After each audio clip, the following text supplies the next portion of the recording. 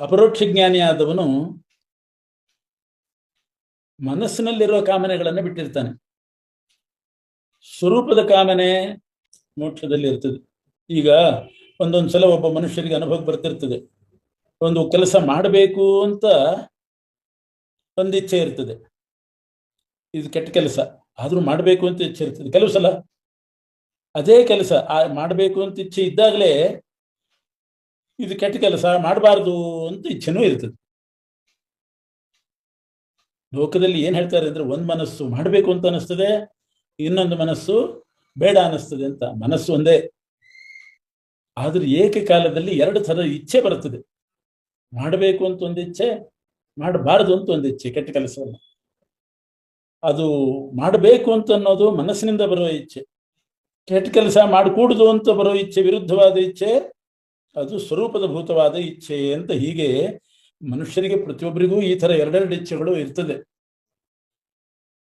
ಹೋಗ್ಬೇಕು ಅಂತ ಒಂದು ಮನಸ್ಸು, ಬೇಡ ಅಂತ ಒಂದು ಮನಸ್ಸು ಅಂತೀವಿ. ಅದು ಒಂದು ಮನಸ್ಸು ಒಂದು ಮನಸ್ಸಲ್ಲ, ಒಂದು ಮನಸ್ಸಿನ ಇಚ್ಛೆ, ಇನ್ನೊಂದು ಆತ್ಮಸ್ವರೂಪಭೂತವಾದ ಇಚ್ಛೆ, ವಿರುದ್ಧವಾದದ್ದು. ಈ ಅಪರೋಕ್ಷ ಜ್ಞಾನಿಯಾದವನು ಕಾಮನೆಯನ್ನು ಬಿಡ್ತಾನೆ ಅಂದ್ರೆ ಯಾವ ಕಾಮನೆ ಬಿಡ್ತಾನೆ? ಸ್ವರೂಪಭೂತವಾದ ಕಾಮನೆ ಬಿಡೋದಿಲ್ಲ. ಅದು ಮೋಕ್ಷದಲ್ಲಿ ಅಭಿವ್ಯಕ್ತಿ ಆಗ್ತದೆ. ಅದು ಆ ಇಚ್ಛೆ ಅಭಿವ್ಯಕ್ತ ಆಗ್ತದೆ, ಅದು ಸಫಲವೂ ಆಗ್ತದೆ, ನಿಷ್ಫಲ ಆಗೋದಿಲ್ಲ. ಆದರೆ ಮನಸ್ಸಿನಲ್ಲಿ ಬರೋ ಇಚ್ಛೆ ಇದೆ ನೋಡಿ, ಅದು ಮೋಕ್ಷದಲ್ಲಿ ಅದು ವಿಫಲ ಆಗ್ತದೆ. ಎಷ್ಟೋ ಸಲ ವಿಫಲ ಆಗ್ತದೆ ಅದು. ಅದರಿಂದ ಮೋಕ್ಷದಲ್ಲಿ ಅದನ್ನು ಒಯ್ಯೋದಿಲ್ಲ, ಅದನ್ನು ಬಿಟ್ಟಿರ್ತಾನೆ. ಅಪರೋಕ್ಷ ಜ್ಞಾನಿ ಆದವನು ಮನಸ್ಸಿನಲ್ಲಿರೋ ಇಚ್ಛೆಯನ್ನ ಬಿಡ್ತಾನೆ. ಅದು ವಿಫಲವಾಗುವಂತಹ ಇಚ್ಛೆ, ಸಫಲವಾಗುವ ಸ್ವರೂಪದ ಇಚ್ಛೆ ಅದು ಇದ್ದೇ ಇರ್ತದೆ. ಅದಕ್ಕೆ ಕೃಷ್ಣ ಮನೋಗತಾನ್ನ ಕಾಮಾನ್ ಅಂತ ಹೇಳಿದ್ದ. ಇನ್ನು ಅಪರೋಕ್ಷ ಜ್ಞಾನಿಗಳ ಲಕ್ಷಣ ಹೇಳ್ತಾನೆ. ದುಃಖೇಶು ಅನುದ್ವಿಗ್ನ ಮನಃ, ಸುಖೇಶು ವಿಗತ ಸ್ಪೃಹ, ವೀತರಾಗ ಭಯಕ್ರೋಧ, ಸ್ಥಿತಧೀರ್ ಮುನಿರುಚ್ಯತೆ. ಸ್ಥಿತಪ್ರಜ್ಞ ಅಥವಾ ಅಪರೋಕ್ಷ ಜ್ಞಾನಿ ಅಂತ ಯಾರನ್ನು ಕರಿಬೇಕು?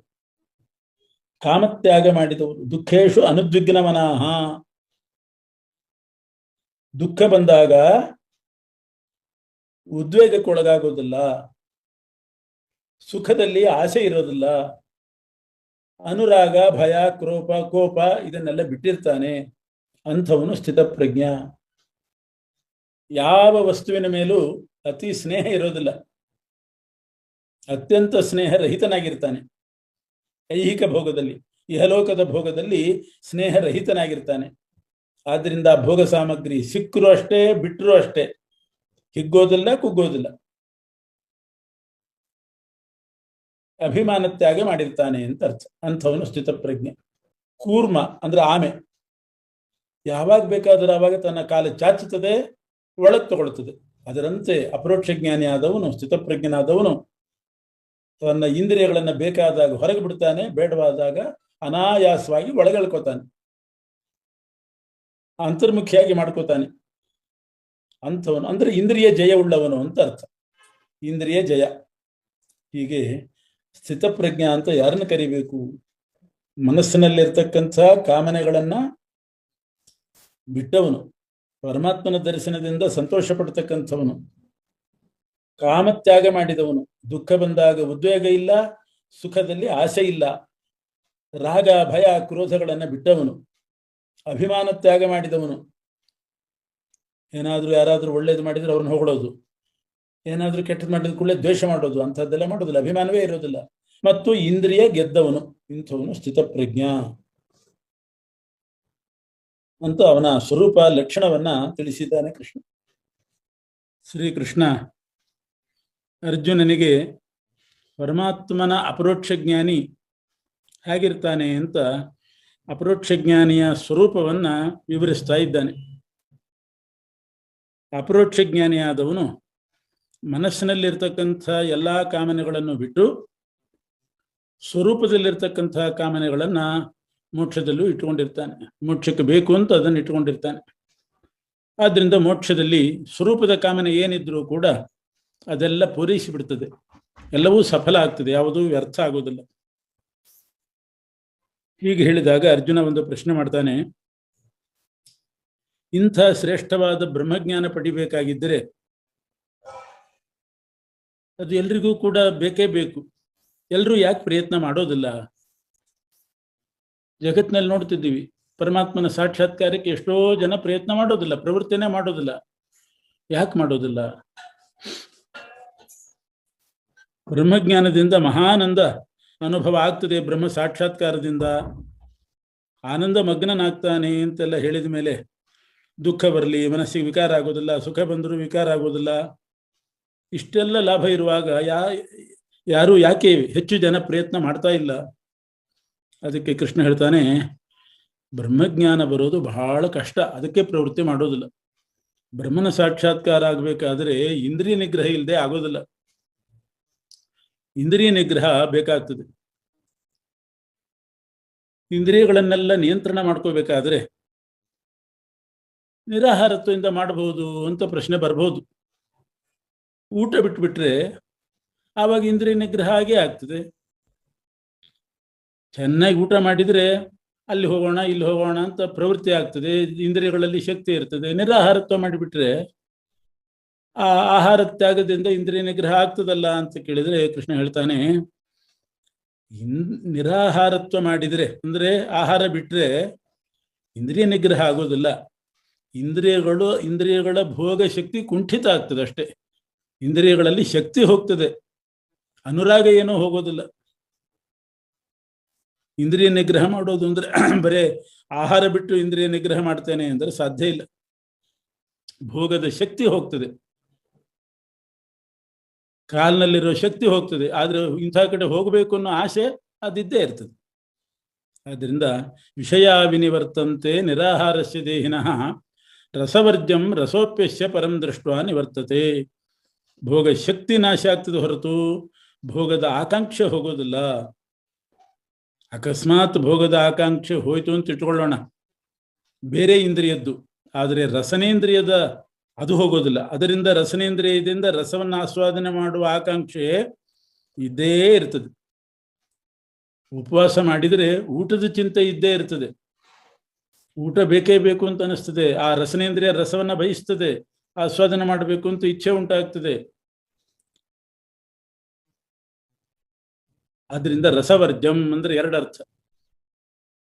ಭೋಗದ ಆಸೆ ಏನೂ ಹೋಗೋದಿಲ್ಲ ಉಪವಾಸ ಬಿದ್ದರೆ ನಿರಾಹಾರತ್ವದಿಂದ, ಮತ್ತು ರಸನೇಂದ್ರಿಯ ಗೆಲ್ಲಕ್ಕೆ ಆಗೋದಿಲ್ಲ ನಿರಾಹಾರತ್ವದಿಂದ. ಅದರ ಶಕ್ತಿ ಜಾಸ್ತಿ ಆಗ್ತಾ ಹೋಗ್ತದೆ, ಇಚ್ಛೆ ಜಾಸ್ತಿ ಆಗ್ತಾ ಹೋಗ್ತದೆ.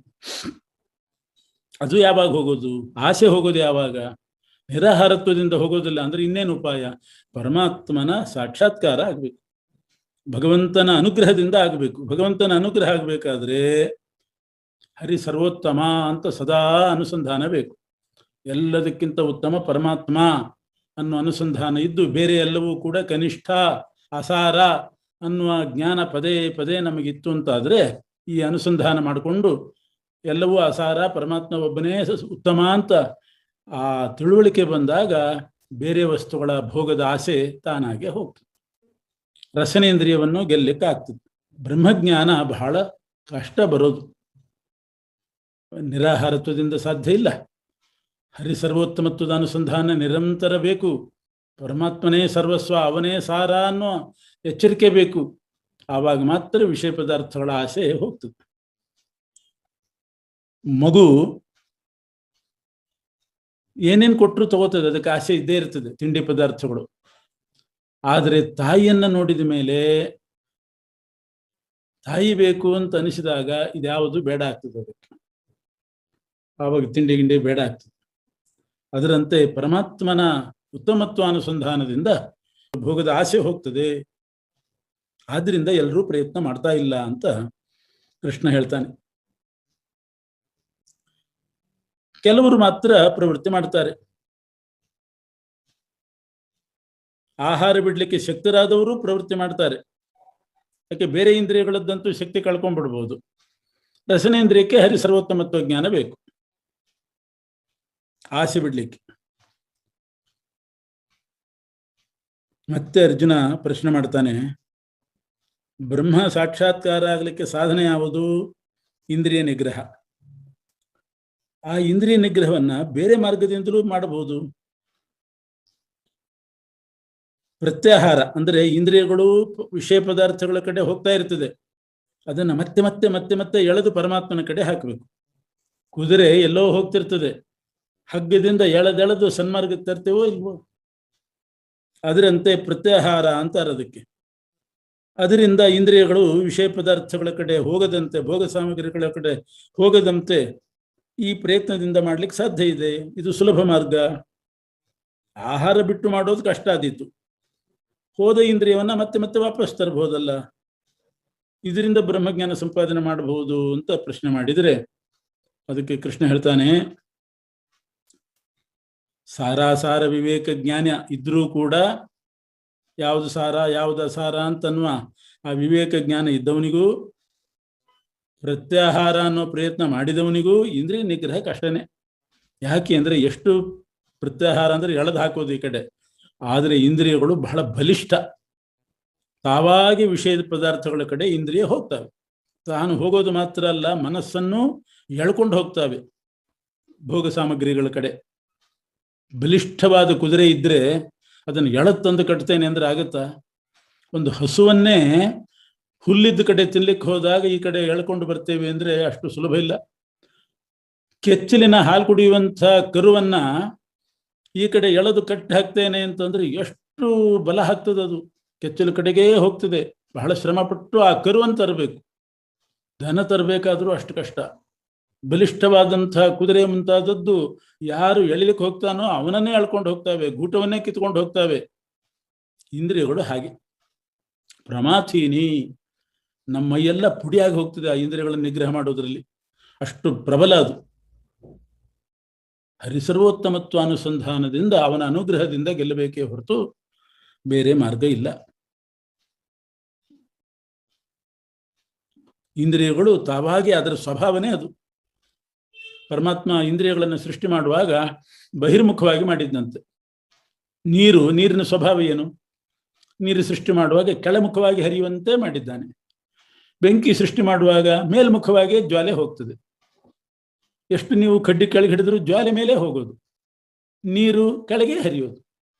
ಅದರಂತೆ ಇಂದ್ರಿಯಗಳು ಹೃದಯದಲ್ಲಿರುವ ಪರಮಾತ್ಮನ ಕಡೆ ಹೋಗದೆ ಬಹಿರ್ಮುಖವಾಗಿ ಹೊರಗಡೆನೇ ಓಡೋದು ಜಾಸ್ತಿ. ಅದು ಪ್ರಬಲವಾಗಿ ಹೋಗ್ತವೆ. ಅದರಿಂದ ಎಷ್ಟೋ ಜನ ಜ್ಞಾನಿಗಳು ಕೂಡ, ಸಾರಾಸಾರ ಜ್ಞಾನ ಇದ್ದವರೂ ಕೂಡ ಇಂದ್ರಿಯಗಳಿಗೆ ಬಲಿಯಾದದ್ದುಂಟು. ಇಂದ್ರಿಯಗಳಿಗೆ ಅಧೀನರಾಗಿ ಬಿಟ್ಟಿದ್ದಾರೆ. ಬಹಳ ಕಷ್ಟ. ಬಲವಾನ್ ಇಂದ್ರಿಯ ಗ್ರಾಮ ವಿದ್ವಾಂಸಮಪಿ ಕರ್ಷತಿ ಅಂತ ವ್ಯಾಸರು ಹೇಳ್ತಾರೆ. ಅದರ ಸಮೂಹ ಇಂದ್ರಿಯಗಳು ಬಹಳ ಬಲಿಷ್ಠ.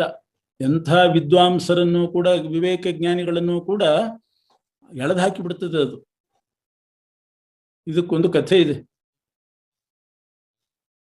ಒಮ್ಮೆ ವ್ಯಾಸರು ಯಾರೋ ತಮ್ಮ ಶಿಷ್ಯರ ಹತ್ರ ಬರೆಸ್ತಾ ಇದ್ರಂತೆ ಗ್ರಂಥಗಳನ್ನ.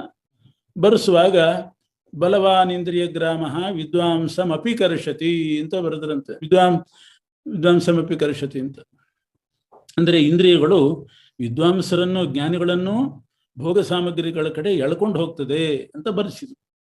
ಅದು ಬರೆಯುವಂಥ ಒಬ್ಬ ಋಷಿಗಳಿಗೆ, ಜ್ಞಾನಿಗಳಿಗೆ ಅದು ಸರಿ ಹೋಗಲಿಲ್ಲಂತೆ. ಏನು ನಾವೆಲ್ಲ ಜ್ಞಾನಿಗಳು, ನಮ್ಮನ್ನ ಇಂದ್ರಿಯಗಳು ಎಳ್ಕೊಂಡು ಹೋಗೋದು ಅಂದ್ರೆ ಏನು? ವಿಷಯ ಪದಾರ್ಥಗಳ ಕಡೆಗೆ, ಇದು ಸರಿಯಲ್ಲ ಅಂತ ಅವರು ತಿದ್ದಿ ಬೇರೆ ಬರೆದ್ರಂತ. ಅವರು ಬಲವಾನ್ ಇಂದ್ರಿಯ ಗ್ರಾಮೋ ವಿದ್ವಾಂಸಂ ನಾಪಕರ್ಷತಿ ಅಂತ ಬರೆದ್ರಂತೆ. ವಿದ್ವಾಂಸಂ ಅಪಿಕರ್ಷತಿ ಅಂತ ವ್ಯಾಸರು ಡಿಕ್ಟೇಟ್ ಮಾಡಿದ್ದು, ಅವರು ಬರೆಯುವಾಗ ವಿದ್ವಾಂಸಂ ನಾಪಕರ್ಷತಿ ಅಂತ ಬರೆದ್ರಂತೆ. ವ್ಯಾಸರಿಗೆ ಗೊತ್ತಾಯ್ತು, ಅಲ್ಲಿಗೆ ನಿಲ್ಲಿಸಿದ್ರು. ಇವತ್ತಿಗೆ ಸಾಕು, ನಾಳೆ ಬರೆಸ್ತೇನೆ ಅಂತ. ಋಷಿಗಳು ತಮ್ಮ ಆಶ್ರಮಕ್ಕೆ ಹೋದರು. ಅವತ್ತು ರಾತ್ರಿ ವ್ಯಾಸರು ಮಳೆ ಬರೆಸಿದರು. ಆ ಮಳೆಯಲ್ಲಿ ತಾವು ಹೆಣ್ಣು ರೂಪ ಧರಿಸಿದರು. ಹೆಣ್ಣು ವೇಷ ಹಾಕ್ಕೊಂಡು ಹೆಣ್ಣು ರೂಪ ಧರಿಸಿ ಆ ಮಳೆಯಲ್ಲಿ ಆ ಋಷಿಗಳ ಶಿಷ್ಯನ ಆಶ್ರಮಕ್ಕೆ ಹೋದ್ರಂತೆ. ಬಾಗಿಲು ಬಡಿದ್ರು. ಶಿಷ್ಯ ಬಾಗಿಲು ತೆಗೆದ. ಒಬ್ಬ ಕನ್ಯೆ ನಿಂತಿದ್ದಾಳೆ, ಒಬ್ಬ ಹೆಣ್ಣು ಮಗಳು ನಿಂತಿದ್ದಾಳೆ. ಬಾಮ್ಮ ಒಳಗಡೆ ಅಂತ ಕರೆದರಂತೆ. ಒಳಗಡೆ ಹೋದ್ಲು. ಏಕಾಕಿಯಾಗಿ ರಾತ್ರಿ ಹೊತ್ತು ಆ ಹೆಣ್ಣು ಮಗಳು ಬಂದದ್ದು ನೋಡಿ ಆ ಋಷಿಗಳ ಮನಸ್ಸಿನಲ್ಲಿ ಸ್ವಲ್ಪ ಕ್ಷೋಭೆ ಆಗ್ಲಿಕ್ಕೆ ಶುರುವಾಯಿತು. ಮಾತಾಡ್ಲಿಕ್ಕೆ ಶುರು ಮಾಡಿದ್ರು. ಮಾತುಕತೆ ಪ್ರಾರಂಭ ಆಯಿತು. ಮದುವೆ ವಿಚಾರ ಮಾತಾಡಿದ್ರು. ನಿನಗೆ ಮದುವೆ ಆಗಿದೆಯಾ ಅಂತ ಕೇಳಿದ್ರಂತೆ ಋಷಿಗಳು. ಇಲ್ಲ ಅಂದ್ಲು. ನನಗೂ ಮದುವೆ ಆಗಿಲ್ಲ ಅಂತ ಇವರು ಅಂದ್ರು. ಹಾಗೇ ಮಾತು ಮುಂದುವರೆದು, ಹಾಗಾದ್ರೆ ನೀನು ನನ್ನನ್ನು ಮದುವೆ ಮಾಡ್ಕೊಳ್ಬಹುದಲ್ಲ ಅಂದ್ರಂತೆ ಋಷಿಗಳು. ಧಾರಾಳವಾಗಿ ಮಾಡ್ಕೋತೇನೆ, ನನಗೇನು ಅಭ್ಯಂತರ ಇಲ್ಲ. ಆದ್ರೆ ಒಂದು ಕಂಡೀಷನ್ನು, ನನ್ನ ಮದುವೆ ಮಾಡ್ಕೊಳ್ಳುವವರು ನನ್ನನ್ನು ಹೆಗಲ ಮೇಲೆ ಕೂಡಿಸ್ಕೊಂಡು ತಮ್ಮ ಮನೆಯ ಸುತ್ತ 3 ಪ್ರದಕ್ಷಿಣೆ ಬರಬೇಕು ಅಂತ ನನ್ನ ಒಂದು ಕಂಡೀಷನ್. ಅದರಿಂದ ಋಷಿಗಳೇ, ನೀವು ನನ್ನನ್ನು ಮದುವೆ ಮಾಡ್ಕೊಳ್ಳೋದಾದ್ರೆ ನನ್ನನ್ನು ಹೆಗಲ ಮೇಲೆ ಕೂಡಿಸ್ಕೊಂಡು 3 ಪ್ರದಕ್ಷಿಣೆ ಬರ್ರಿ ನಿಮ್ಮ ಆಶ್ರಮಕ್ಕೆ ಅಂತ.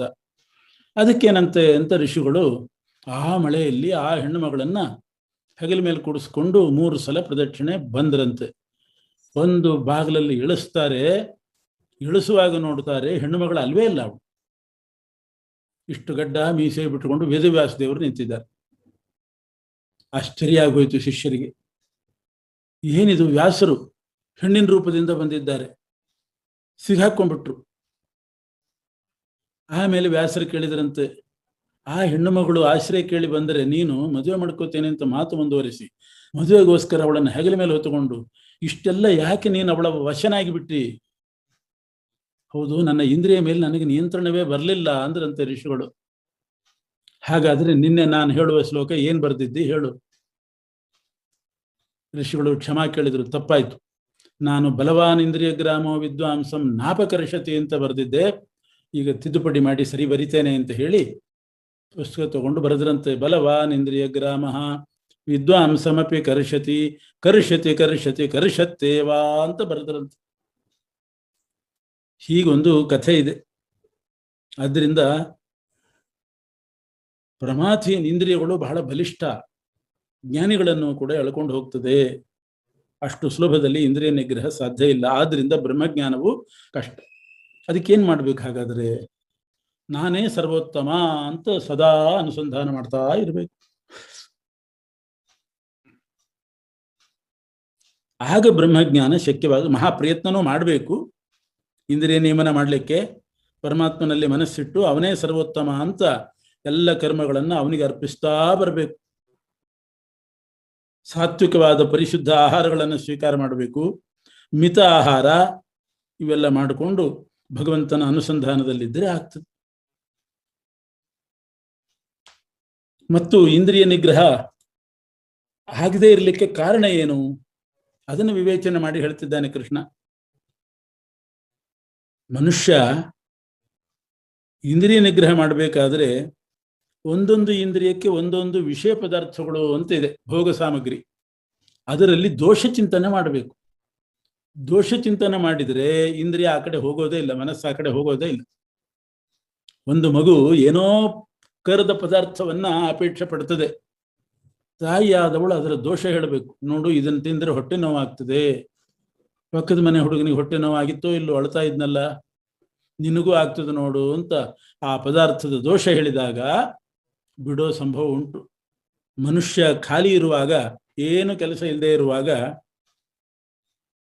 ಭೌತಿಕವಾದ ಭೋಗ ಸಾಮಗ್ರಿಗಳನ್ನೇ ಯೋಚನೆ ಮಾಡ್ತಾ ಇರ್ತಾನೆ. ಆದ್ರಿಂದ ಅದು ಬೇಕು ಬೇಕು ಅನ್ನುವಂಥ ಅಭಿಲಾಷೆ ಉಂಟಾಗ್ತದೆ, ಅದರ ಇಚ್ಛೆ ಉಂಟಾಗ್ತದೆ.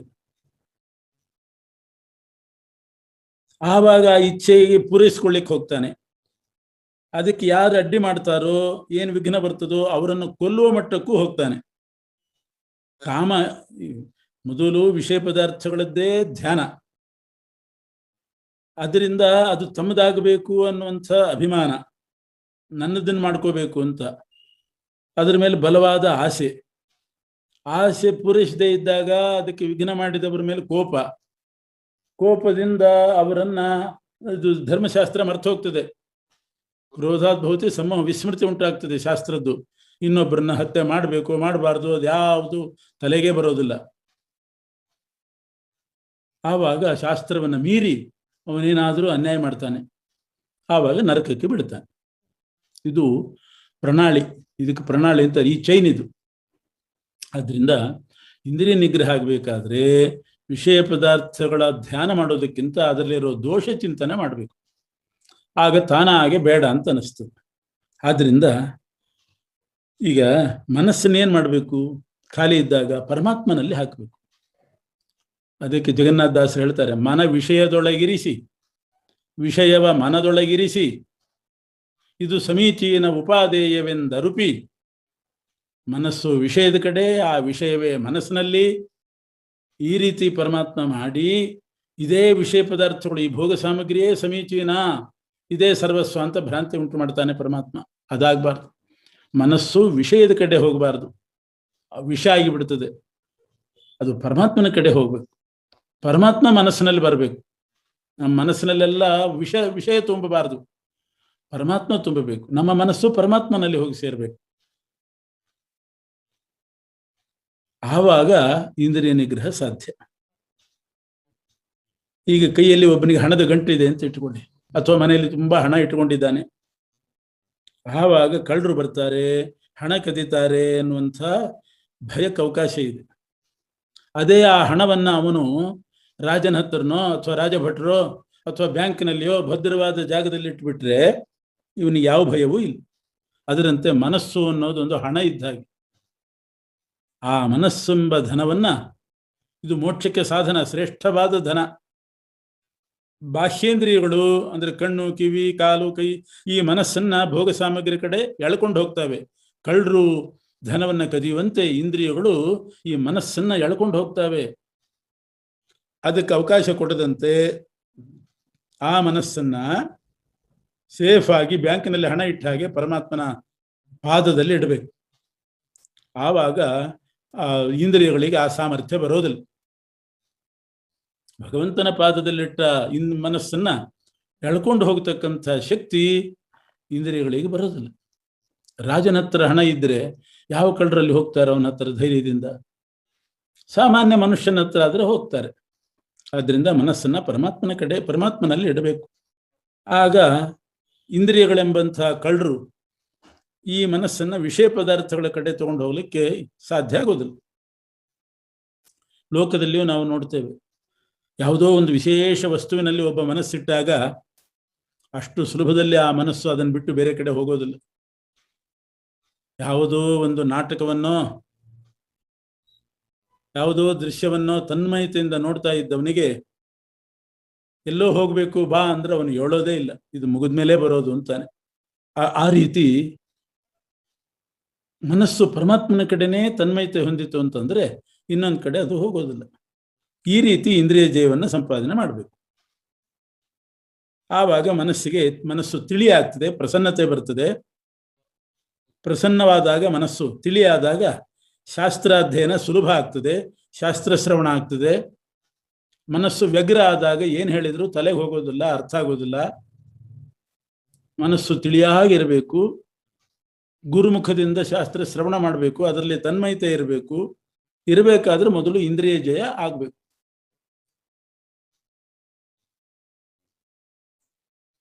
ಮನಸ್ಸು ತಿಳಿ ಆಗ್ಬೇಕು, ಶ್ರವಣ ಆಗಬೇಕು. ಆಮೇಲೆ ಶ್ರವಣ ಮಾಡಿದ್ದನ್ನ ಮನನ ಮಾಡಬೇಕು. ಅಲ್ಲಿಗೆ ಬಿಟ್ಟರೆ ಮತ್ತೆ ಮರುದಿವಸದ ಪಾಠ ಅರ್ಥ ಆಗೋದಿಲ್ಲ. ಮನನ ಮಾಡಬೇಕು. ಮನನ ಮಾಡಿದ ಮೇಲೆ ದೃಢ ಆಗ್ತದೆ ಜ್ಞಾನ. ಧ್ಯಾನ ಮಾಡಬೇಕು. ಆಮೇಲೆ ಧ್ಯಾನದಿಂದ ಸಾಕ್ಷಾತ್ಕಾರ ಆಗ್ತದೆ. ಸಾಕ್ಷಾತ್ಕಾರ ಆದಮೇಲೆ ಮೋಕ್ಷಕ್ಕೆ ಬೇಕಾದ ಅನುಗ್ರಹ, ಪ್ರಸನ್ನತೆ ಬರ್ತದೆ, ಪರಮಾತ್ಮನ ಪ್ರಸಾದ ಆಗ್ತದೆ. ಆಮೇಲೆ ಯಾವ ದುಃಖವೂ ಕೂಡ ಇಲ್ಲ, ಸಮಸ್ತ ದುಃಖಗಳ ನಿವೃತ್ತಿ ಆಗ್ತದೆ. ಅದರಿಂದ ಮನಸ್ಸನ್ನ ಪರಮಾತ್ಮನಲ್ಲಿ ಆಸಕ್ತ ಆಗೋ ಹಾಗೆ ಮಾಡು. ಅದಕ್ಕೆ ಬೇಕಾದಂತೆ ಭಗವಂತನ ಕಥಾಶ್ರವಣ, ಹಾಡುಗಳನ್ನು ಹಾಡೋದು, ಇದನ್ನ ಅಭ್ಯಾಸ ಮಾಡ್ತಾ ಹೋಗ್ಬೇಕು. ಯಾರು ಈ ರೀತಿ ಮನಸ್ಸನ್ನು ನಿಗ್ರಹ ಮಾಡೋದಿಲ್ಲ, ಇಂದ್ರಿಯಗಳ ಜೊತೆಗೆ ಮನಸ್ಸು ಆ ಭೋಗ ಸಾಮಗ್ರಿಗಳ ಕಡೆ ಹೋಗ್ಲಿಕ್ಕೆ ಬಿಡ್ತಾರೆ, ಅಂಥವ್ರ ಪರಿಸ್ಥಿತಿ ಏನಾಗ್ತದೆ ಅಂದ್ರೆ, ದೊಡ್ಡ ನದಿಯಲ್ಲಿ, ಭಾರೀ ಪ್ರವಾಹ ಇರತಕ್ಕಂಥ ನದಿಯಲ್ಲಿ ಒಂದು ದೋಣಿ ಬಿಡ್ತಾರೆ. ಗಾಳಿ ಬೀಸೋ ಕಡೆನೇ ಆ ದೋಣಿಯನ್ನು ನಾವು ನಡೆಸಿದ್ರೆ ಆ ಗಾಳಿ ದೋಣಿಯನ್ನು ದಬ್ಕೊಂಡು ಎಲ್ಲೋ ಒಂದು ಕಡೆ ಹೋಗಿ ಸುಳಿಯಲ್ಲಿ ಬೀಳಿಸಿ ಬಿಡ್ತದೆ. ಆದ್ದರಿಂದ ಆ ದೋಣಿ ನಡೆಸುವವನು ಪ್ರಯತ್ನಪೂರ್ವಕವಾಗಿ ತಾನು ಯಾವ ದಿಕ್ಕಿಗೆ ಹೋಗಬೇಕು ಆ ದಿಕ್ಕಿಗೆ ಬಲ ಹಾಕಿ ದೋಣಿಯನ್ನ ಆ ಕಡೆ ತಳ್ಳಬೇಕು. ಗಾಳಿ ಬೀಸ್ತಾ ಇದೆ, ನನ್ನ ಪಾಡಿಗೆ ನಾನು ಹುಟ್ಟು ಹಾಕದೆ ಸುಮ್ಮನೆ ಕೊಡ್ತೀನಿ, ದೋಣಿ ಹೋಗ್ತದೆ ಅಂತಂದ್ರೆ ಆ ಗಾಳಿ ಬೀಸಿದ ಕಡೆ ಹೋಗ್ತದೆ ಅಷ್ಟೇನೆ. ಬೇರೆ ಕಡೆ ಹೋಗ್ಬೇಕು ಅಂತ ಆದ್ರೆ ಇವನು ಅದಕ್ಕೆ ವಿರುದ್ಧವಾಗಿ ಹುಟ್ಟು ಹಾಕಿ ಆ ದೋಣಿಯನ್ನ, ಅದು ಹುಟ್ಟು ಹಾಕೋದು ಅಂತ ಇರ್ತದೆ, ಆ ಕಡೆ ಈ ಕಡೆ ಇಬ್ರು ಹುಟ್ಟು ಹಾಕ್ತಿರ್ತಾರೆ. ಆವಾಗ ಆ ಹುಟ್ಟು ಹಾಕಿದ ಕಡೆ ದೋಣಿ ಹೋಗ್ತದೆ. ಹಾಗೆ ಮನಸ್ಸು ದೋಣಿ ಇದ್ದ ಹಾಗೆ, ಇಂದ್ರಿಯಗಳೆಲ್ಲ ಗಾಳಿ ಇದ್ದ ಹಾಗೆ. ಬೀಸುವ ಗಾಳಿ ದೋಣಿಯನ್ನು ಎಳ್ಕೊಂಡು ಹೋಗುವಂತೆ ಇಂದ್ರಿಯಗಳು ಮನಸ್ಸನ್ನು ಎಳ್ಕೊಂಡು ಹೋಗ್ಬಿಡ್ತಾವೆ ತಾವೇ. ಅದರಿಂದ ಗಾಳಿಗೆ ಸರಿಯಾಗಿ ದೋಣಿ ಬಿಡಬಾರದು. ನಮಗೆಲ್ಲಿ ಹೋಗಬೇಕು ಆ ಕಡೆ ಹುಟ್ಟು ಹಾಕ್ಬೇಕಷ್ಟೇ. ಆದ್ರಿಂದ ಪರಮಾತ್ಮನ ಕಡೆ ನಾವು ಮಹಾಪ್ರಯತ್ನ ಪೂರ್ವಕವಾಗಿ ಅವನ ಕಥಾಶ್ರವಣಾದಿಗಳಿಂದ ಮನಸ್ಸೆಂಬ ದೋಣಿಯನ್ನು ಆ ಕಡೆ ಕಳಿಸ್ಬೇಕು. ಹೀಗೆ ಇಂದ್ರಿಯ ನಿಗ್ರಹ ಮೋಕ್ಷಕ್ಕೂ ಸಾಧನ ಆಗ್ತದೆ, ಅನರ್ಥ ಪರಿಹಾರಕ್ಕೂ ಕಾರಣ ಆಗ್ತದೆ. ಇಂದ್ರಿಯ ನಿಗ್ರಹ ಮಾಡದೇ ಇದ್ರೆ ಕಂಡದ್ದನ್ನು ತಿನ್ನಬೇಕು ಅಂತ ಮನಸ್ಸು ಹೋಗ್ತದೆ, ಆ ಕಡೆ ಇವನು ದುಃಖ ಪಡಬೇಕಾಗ್ತದೆ, ಅನರ್ಥ ಆಗ್ತದೆ. ಅನರ್ಥನೂ ಹೋಗಬೇಕು, ಮೋಕ್ಷ ಅನ್ನೋ ಪುರುಷಾರ್ಥನೂ ಸಿಗಬೇಕು ಅಂತಂದ್ರೆ ಮನಸ್ಸೆಂಬ ದೋಣಿಯನ್ನು ಮೊದಲು ನಿಗ್ರಹ ಮಾಡಬೇಕು. ಇಲ್ದಿದ್ರೆ ಇಂದ್ರಿಯಗಳು ಮನಸ್ಸನ್ನು ಎಳ್ಕೊಂಡು ಹೋಗ್ತವೆ. ಇದೇ ಇಂದ್ರಿಯ ನಿಗ್ರಹ ಅಂದ್ರೆ. ಇದೊಂದೇ ಮಾರ್ಗ, ನಾ ಹೇಳಿದ್ದೆ ಸರಿಯಾದ ಮಾರ್ಗ ಅಂತಾನೆ. ಇನ್ನು ಒಟ್ಟಿನಲ್ಲಿ ಅಪರೋಕ್ಷ ಜ್ಞಾನಿಗಳ ಪರಿಚಯ ಒಂದೇ ಶ್ಲೋಕದಲ್ಲಿ ಮಾಡಿಕೊಡ್ಬೇಕು, ಒಂದೇ ಮಾತಿನಲ್ಲಿ ಅಪರೋಕ್ಷ ಜ್ಞಾನಿಗಳ ಸ್ವಭಾವ ಹೇಗಿರ್ತದೆ ಹೇಳಬೇಕು ಅಂತಂದ್ರೆ, ಒಗಟು ಹೇಳಿದಂತೆ ಒಂದೇ ಮಾತಿನಲ್ಲಿ ಕೃಷ್ಣ ಹೇಳ್ತಾನೆ.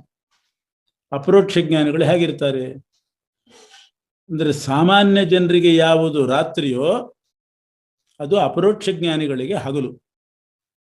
ಸಾಮಾನ್ಯ ಜನರಿಗೆ ಯಾವುದು ಹಗಲೋ ಅದು ಅಪರೋಕ್ಷ ಜ್ಞಾನಿಗಳಿಗೆ ರಾತ್ರಿ. ಇಷ್ಟರಿಂದ ತಿಳ್ಕೊ ಅಂತ ಅರ್ಥ ಆಗೋದಿಲ್ಲ. ಸಾಮಾನ್ಯ ಜನರಿಗೆ ಯಾವುದು ಹಗಲು? ಭೌತಿಕ ಸಾಮಗ್ರಿ, ಪ್ರಪಂಚದ ಬಗ್ಗೆ ಹಗಲು.